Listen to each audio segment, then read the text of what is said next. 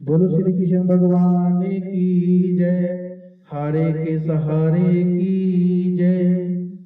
श्री श्याम बाबा जी कौन है, उनके जन्म और जीवन के बारे में जानते हैं। श्री खाटू श्याम बाबा जी का असली नाम बरबरीक। महाभारत की एक कहानी के अनुसार बरबरीक का शीश राजस्थान प्रदेश के खाटू नगर सबसे पहले पहुंचा। वर्तमान में खाटू नगर सीकर जिले के नाम से जाना जाता है। खाटू श्याम बाबा जी कलयुग में भगवान श्री कृष्ण के अवतार के रूप में माने जाते हैं। श्याम बाबा घटोत्कच और नागकन्या मौरवी के पुत्र हैं। पांचों पांडवों में सर्वाधिक बलशाली भीम और उनकी पत्नी हिडिंबा बरबरीक के दादा दादी। बरबरीक का नाम श्याम बाबा कैसे पड़ा? बरबरीक बचपन में एक वीर और तेजस्वी बालक होने के कारण बरबरीक ने भगवान श्री कृष्ण और अपनी मां मौरवी से युद्ध कला कौशल सीखकर निपुणता प्राप्त कर ली। बरबरीक ने भगवान शिव की घोर तपस्या की, जिसके आशीर्वाद स्वरूप भगवान शिव ने बरबरीक को 3 चमत्कारी बाण प्रदान किए। इसी कारणवश बरबरीक का नाम 3 बाणधारी के रूप में प्रसिद्ध हुई। भगवान अग्निदेव ने बरबरीक को एक दिव्य धनुष दिया, जिससे वो तीनों लोकों पर विजय प्राप्त करने में समर्थ थे।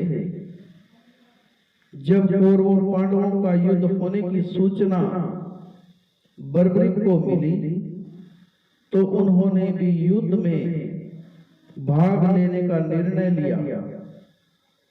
बरबरीक अपनी मां का आशीर्वाद लिए और उन्हें हारे हुए पक्ष का साथ देने का वचन देकर निकल पड़े। इसी वचन के कारण हारे का सहारा बाबा श्याम हमारा, यह बात प्रसिद्ध हुई। जब बरबरीक जा रहे थे तो उन्होंने मार्ग में एक ब्राह्मण मिला। यह ब्राह्मण कोई और नहीं, भगवान श्री कृष्ण, जो कि बरबरीक की परीक्षा लेना चाहते थे। ब्राह्मण बने श्री कृष्ण ने बरबरीक से प्रश्न किया कि वो मात्र 3 बाण लेकर लड़ने को जा रहा है, मात्र 3 बाण से कोई युद्ध कैसे लड़ सकता है?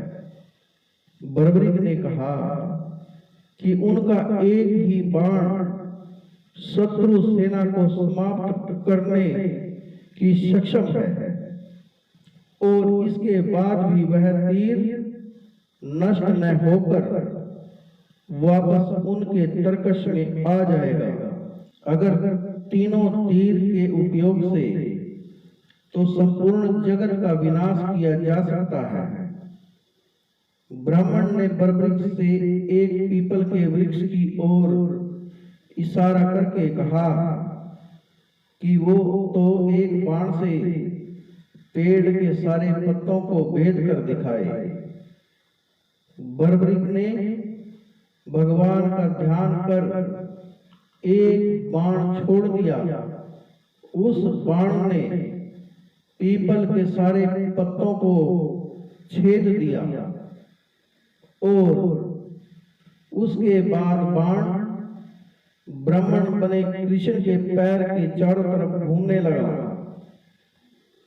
असल में भगवान श्री कृष्ण ने एक पत्ता अपने पैर के नीचे छिपा दिया था।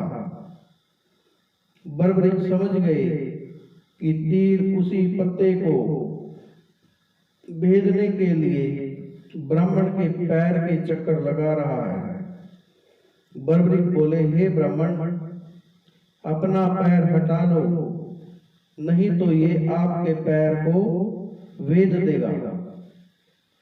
श्री कृष्ण बर्बरिक के पराक्रम से प्रसन्न हुए।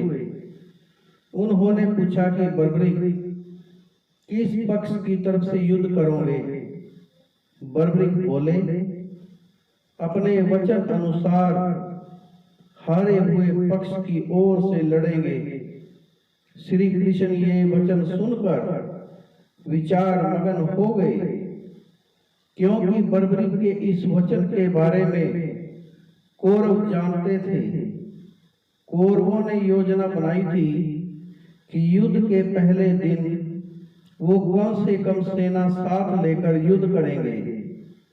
इससे कौरव युद्ध में हारने लगेंगे, जिसके कारण बर्बरिक कौरवों की तरफ से लड़ने आ जाएंगे। अगर बर्बरिक कौरवों की तरफ से लड़ेंगे तो उनके चमत्कारी बाण पांडवों का नाश कर देंगे।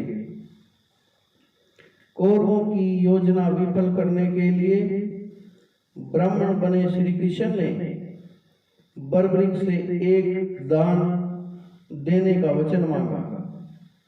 बर्बरिक ने दान देने का वचन दे दिया। अब ब्राह्मण ने बर्बरिक से कहा कि उसे दान में बर्बरिक का सिर चाहिए।